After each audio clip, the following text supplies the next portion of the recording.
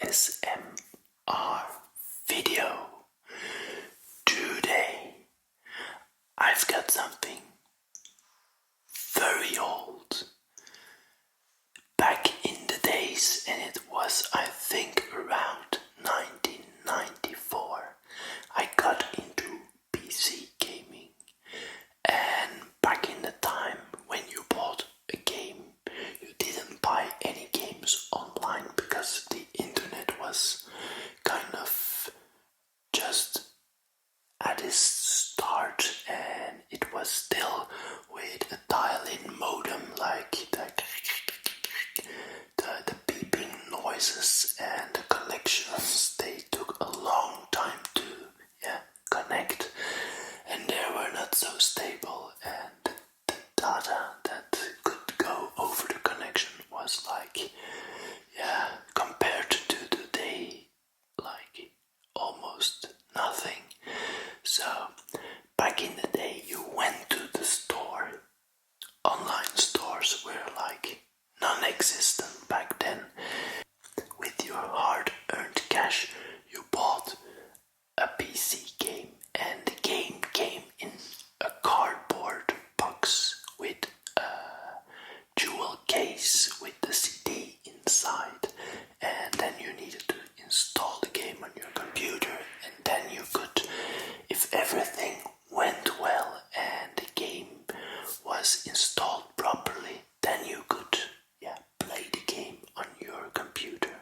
So in the day I had a Pentium 132 hertz or something like this, and it was my very first personal computer. And I don't know which my very first game was, but I do know which my very first favorite game was, and I liked it by a lot. This game, I played a demo disc of this game, and I was totally blown away by the openness of the game and by everything in the game. It was like amazing.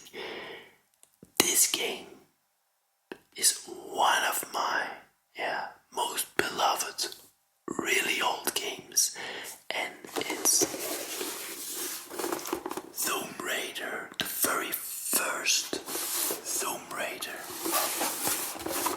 It's changed the world of gaming tremendously. This was like an pretty open game. To today's standards, it's pretty linear, but these worlds were like big, these environments.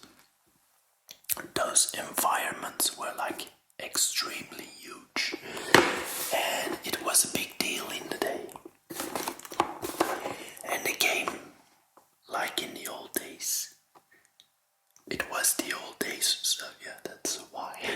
But the game came into this nice cardboard box, which is also good for ASMR.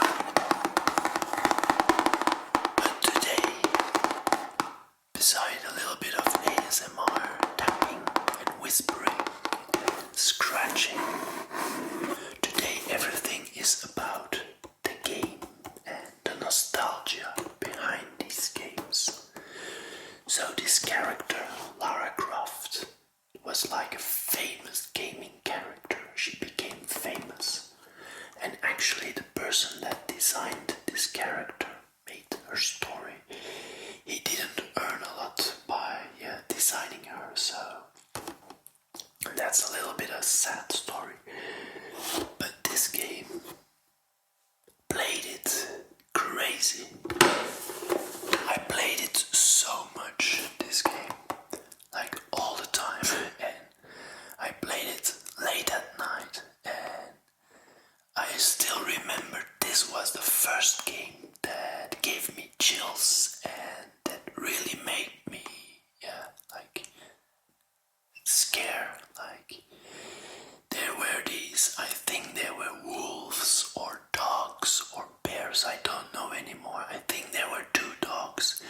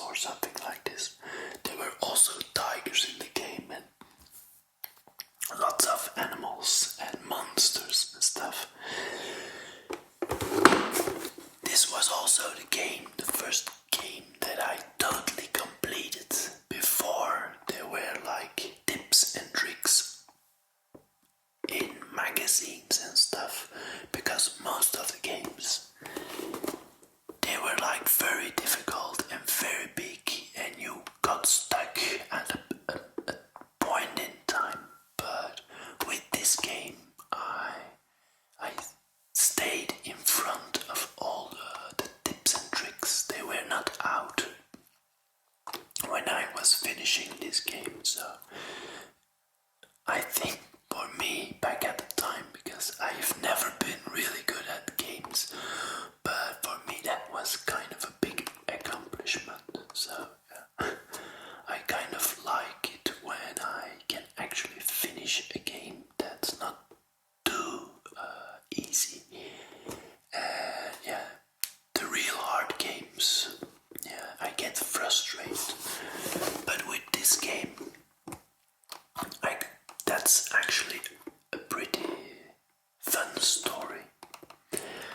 When I was playing this game, I was playing it for hours and hours and hours, and when I went to sleep, I was actually living the game in my dreams. I was dreaming of jumping and shooting and discovering things. And this is a true story, I'm not making it up.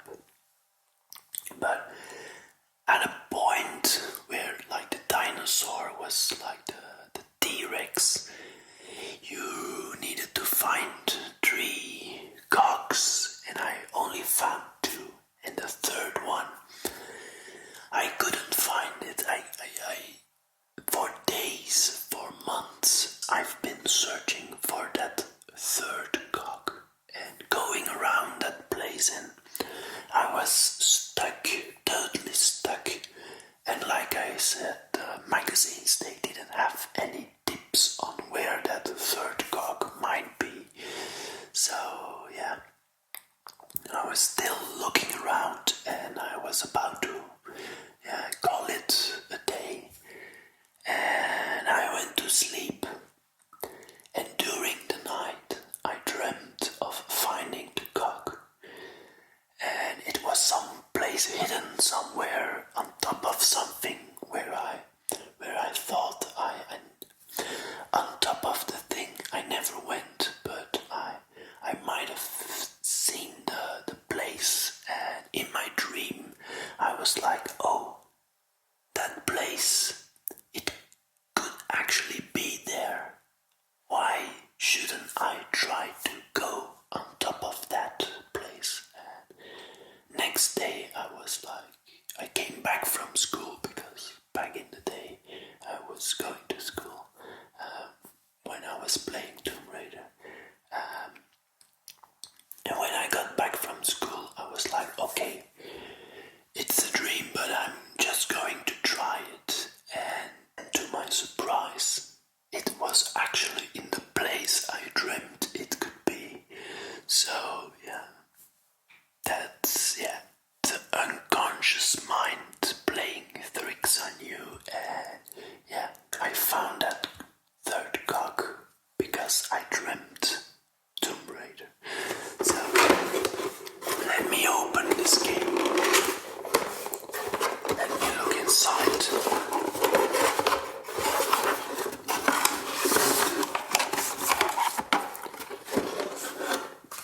There's the jewel case with the booklet and the original CD. I think this even played on DOS, but I played it on Windows, I think 95 and then 98. So yeah, that was really the game I was totally into. There was actually in this box a poster, a Lara Croft poster. I don't know if you can see it well, but this was the poster, and it's still in mint condition. I was not that into posters and putting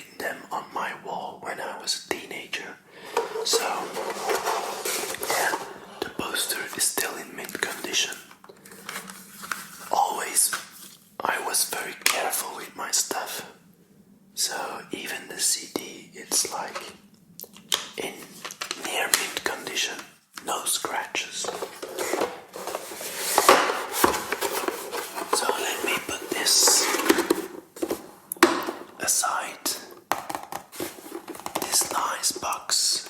It's really good quality cardboard box. It has a nice print. It was one of my favorite games, and I would say up to the next game, which is quite a gruesome game. I know in the day I was also playing like Quake, which was also a gruesome game, like a very dark and gruesome game. Even Tomb Raider had its moments where it was very dark and upsetting.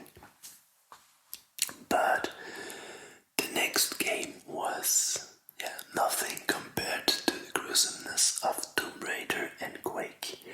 It was a game where you would actually bump into cars, try to destroy them, and on the way to destroy those cars, hit as many civilians, pedestrians as possible. Children, women, zombies, men, just plow them down. And it's a game that many parents didn't like because it was Karmageddon, which is Armageddon with a car. Duh. So this game, it was not the best quality visually. It was pixelated like hell. But oh boy, did it play well. The cars were inspired, were totally bunkers, and this game, when I would drive with my parents in their car and I just played this game, I would be like, I would be scared because I knew when driving you can do some pretty hard damage, and actually it put me with my 2 feet on the ground and I was like, oh, it's actually dangerous. So instead of like being aggressive and being, come on, let's go hit some pedestrians in real life, this had actually the opposite effect. But the game I totally liked, and I totally ran over some people and some sheep and some whatever, everything you could hit that were points. So crazy game, banned in a few countries, probably more than a few countries, but it was actually a very good game with real tough music, like metal, instrumental metal music. Let me try to open it. So you've got the box, and inside I've got the jewel case with the disc, and I've got the manual in a monotone print, and instead of just a grey tone they made it red, like the blood of your victims, the blood of all the people and the sheep and the women and the children you run over. So crazy game. The disc,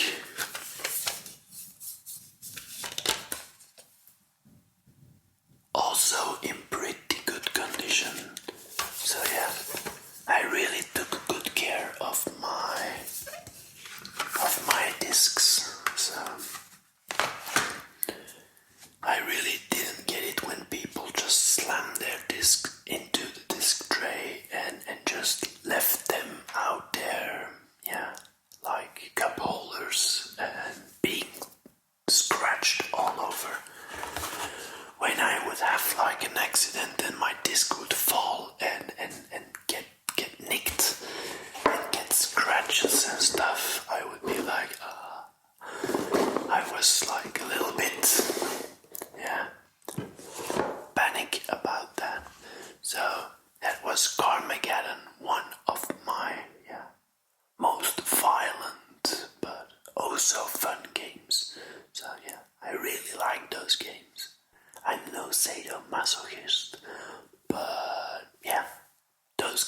they were just fun.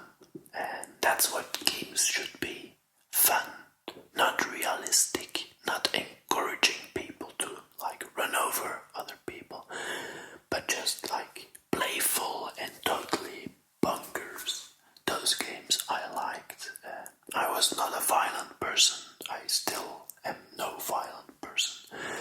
So yeah, some people, no, I don't think even some people get violent, but maybe some games that are less extreme, maybe they encourage violence. I don't know. I don't care because I never got violent. I got frustrated with games and I got like angry. But it was because the games were, in my opinion, cheating upon me and giving me an unfair disadvantage. So that was more like, yeah, that was why I got so upset with some games, because, yeah, they were playing unfair, in my opinion, and they were too hard, and I was like not able to finish them or like, yeah, go through a certain level. So yeah, next game, and this one, like my other favorite games, I played it so much and I totally, yeah, dissolved into the world of the game. At first I was like, wow, what's this? It's not that pretty. In the beginning, it's not pretty. You got these tiny figurines, but they're like, also not pretty. But the story really gets you, and the environments, they grow, and they're actually, quite pretty. So, next game, Bulgers Gate, Shadows of and this is a turn-based RPG, and I really like RPGs. This is a middle-age based RPG, and yeah, the music is divine, and the game is, extremely fun and very deep, and the voice acting is actually pretty good, and the design of everything is magnificent. Only the little figurines, you and your party, those are not so pretty, and when you change your armor, it really doesn't reflect the armor you're actually wearing. So I really was like, yeah, that's not so nice, but the game in itself is totally awesome.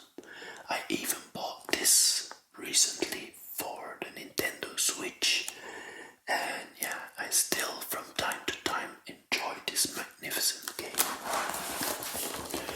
It's like a nice box, a real nice box. Very heavy because it came with, let me take a look.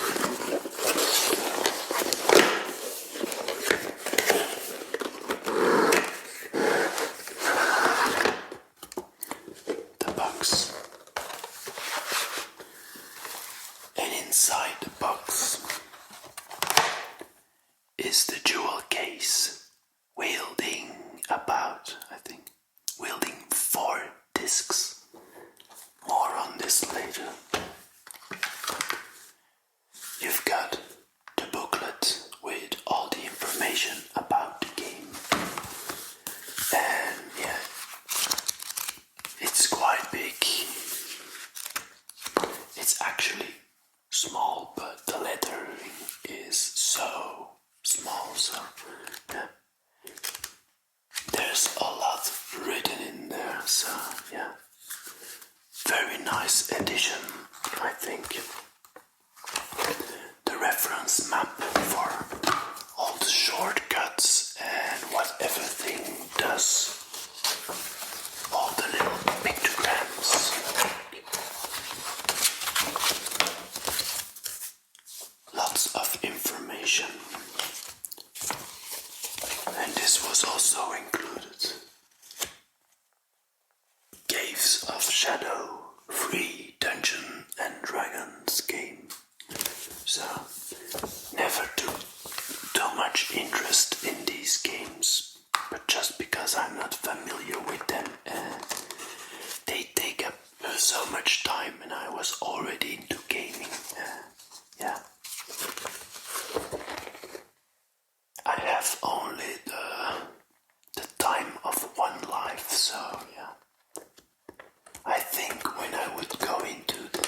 Dungeons and Dragons thing, I would totally lose myself, so rather not.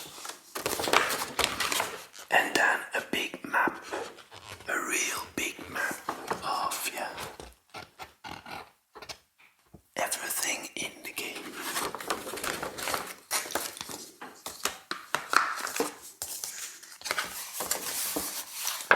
And then an advertising for you.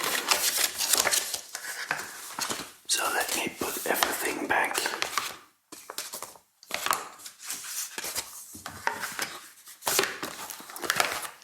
Nice tight in it. Let's open the jewel case with all the discs in there.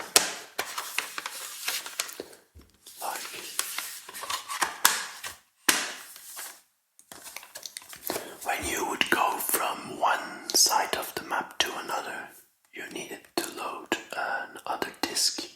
So in the days was like, okay, you're in this part of the game and you will move on. And then it was like, insert disc 2, insert disc 3, insert disc 4. And when you would go back, insert disc 1. So, insert disc 1, insert disc 2, insert disc 3, insert disc 1, insert disc 4. So it would go on and on and on and on.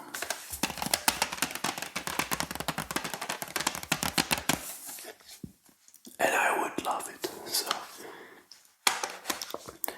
I really do like turn-based strategy games because you have the time to think about how the game is going to play out and you're not rushed.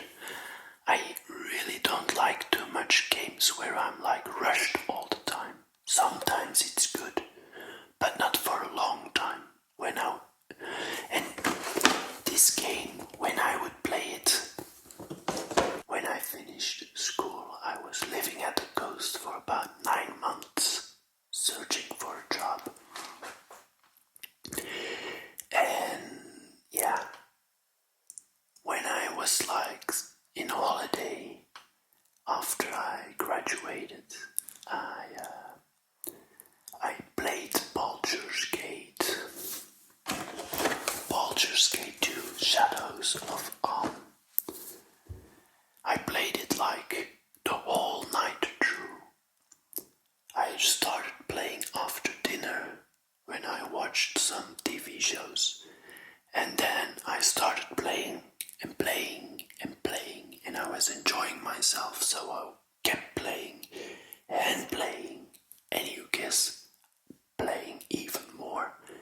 And then at about 7 in the morning, I heard the first tram, like ding ding, and I was like, oh, yeah, it's early, I should go get some sleep. And then I slept a little while, and then I think it was like 4, I would get up,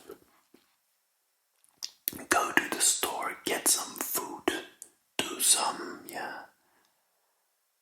searching for jobs, and then in the night I would just like get some more Baldur's Gate and play until I was again like up until 7 in the morning, and then I would like shut down my computer and I would get some more sleep because I was my eyes started aching because I was watching a screen from this far like all night long, and then I was at the coast, so I could go outside, but I was always, not always, but lots of the times I was just inside. Still being there at the coast was magnificent. I really truly enjoyed the time there. It was also the time that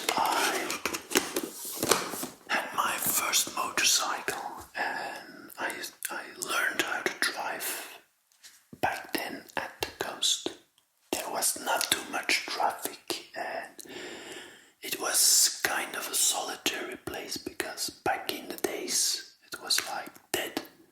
In the winter, in the autumn, the coast where I was, that was like, there was no one there other than a few locals.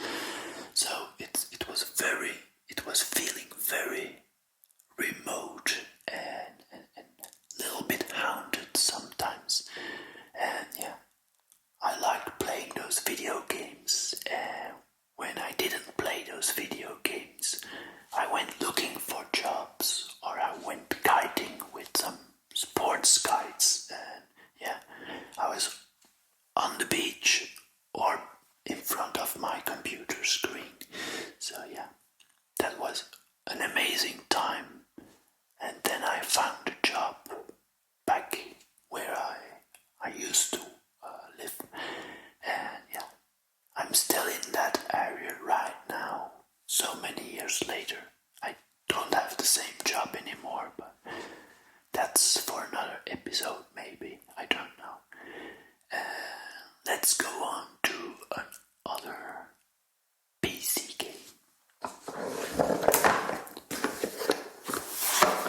This one, Unreal Tournament, and this is the 2004 edition. I enjoyed the first one so much.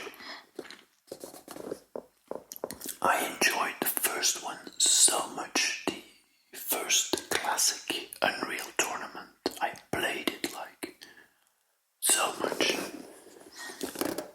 And then when everything became nicer, 2004, after, I think there was also a 2003 edition, but this got like the old maps and the new maps, and it was, in my eyes, it was amazing. I was playing it all the time and playing it with friends online, because then you could play online. It was not optimal, but you could do it. And I so much like this game. Like my favorite first-person shooter. I also like Doom and Quake, but Unreal was unreal. From the moment it was in the magazines, I was like, oh, I'm gonna like that. And I did, I really did. So, a nice booklet. Then a bunch of install discs. And the play disc. I put it in a jewel case because, yeah, back in the time it was easier to open the jewel case and put the play disc into the disc drive. Back in the days there was still a disc drive. You had to feed discs all the time. Yeah, today we're living in a different time, but who knows? Who knows, in 10 years everybody's going, yeah, discs are great. You have to actually put something in a tray. And now everything is digital. Yeah, I'm old school. Digital is handy, but I really like something in my hands. I've got the room. I know some people don't have like the room to put it all. I have the room, and I like to collect some of these favorite games of mine. Not really collect, just like keep them, like the best ones. Just out of nostalgia. I don't play them like anymore. Bulgers I still play, and Tomb Raider, yeah, the very first one. I might play the anniversary edition soon. I played it already, but maybe another time. And then might be my all-time favorite PC game, but really the one I like totally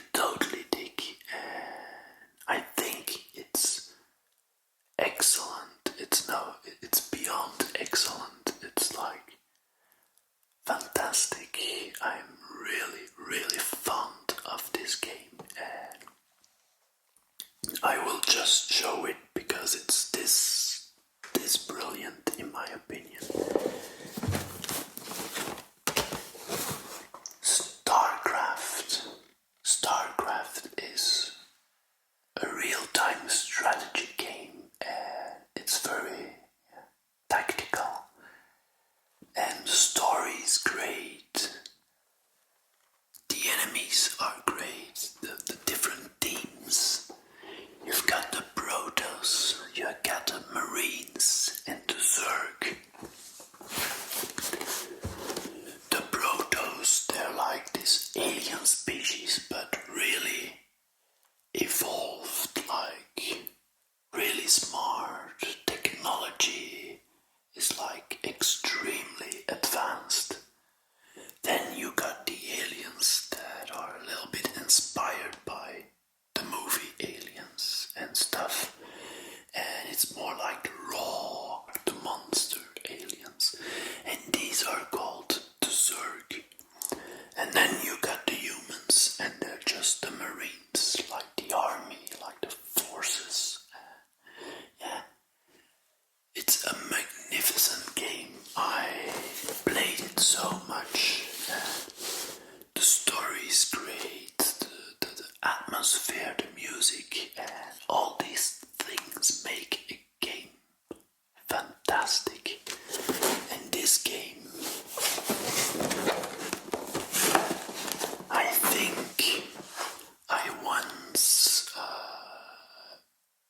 had the opportunity to kind of test it. I got the disc from like somebody I know, and I could keep it for quite a while, and I was like playing it all the time. And then at a certain time I was like, okay, I'm going to give the disc back, because I was like having it for a long time and I don't feel okay with like having something from someone else like for too long. And then I came about this big box,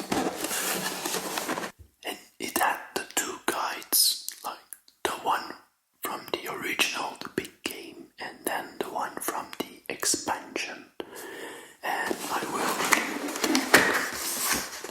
go inside and try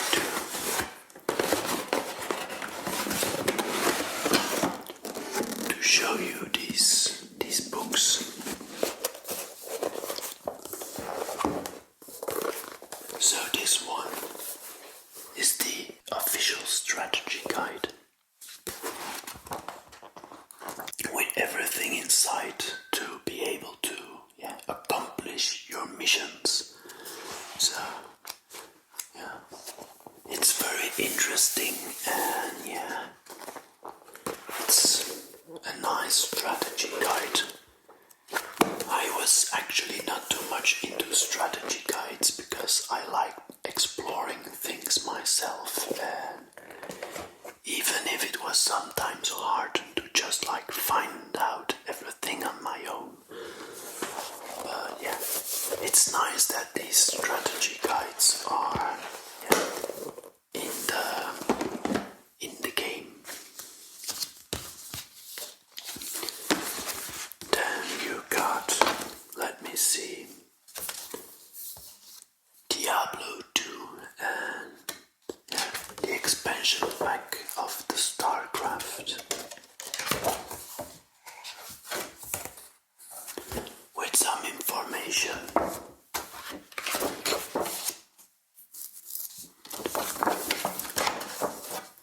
Very nostalgic. I like to keep these things around. It's nice. And then this is just like the manual with these nice drawings.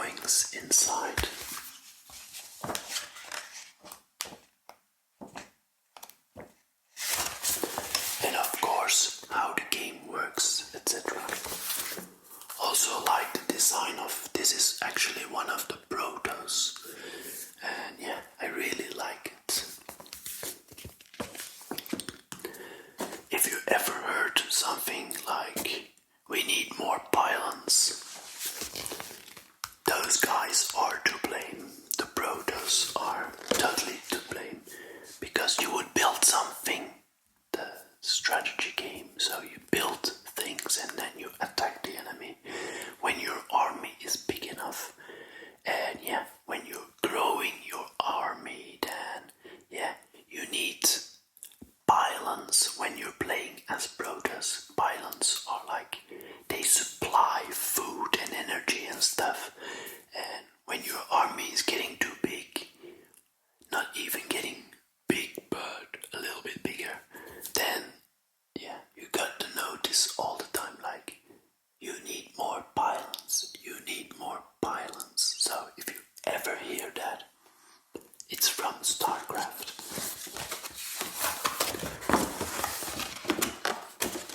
This is actually, let me see, this is actually an oversight of what you need to build which things. So you start out with your command center, and from there on you build your barracks, your engineering bay to be able to create vehicles and turrets and yeah, everything else. So you build and build and build, and then you're able to produce big armies. So that's a little bit of an overview of that.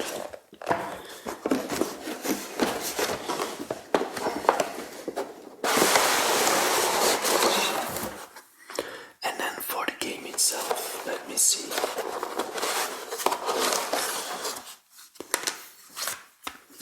So this is the original, and this is the expansion pack.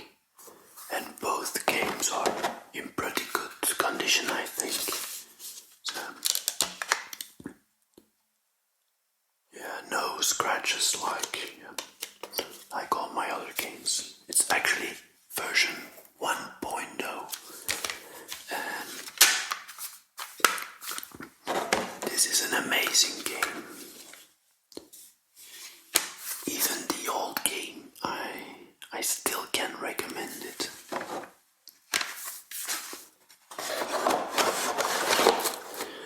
Actually, there is a Starcraft 2, and I also bought it like the special edition, the collector's edition or something like this, with the real big cardboard box with the artwork, book and stuff inside. And there's also 2 expansions which I have. And in the first game there was like this necklace thing, but it was also a USB stick. And for Windows and Apple, there was this USB stick with the Starcraft game on it. So I'm still able to play that game, and I really like the original game.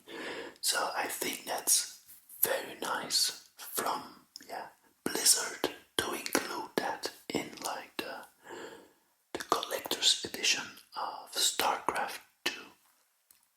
So on that, I would like to end this episode, and I hope you enjoyed watching me explain about these games and show you these artworks and stuff. So if you have any favorite games yourself, please put them in the comment section below. Maybe you're not a PC gamer, maybe you're not a gamer at all and just like to watch me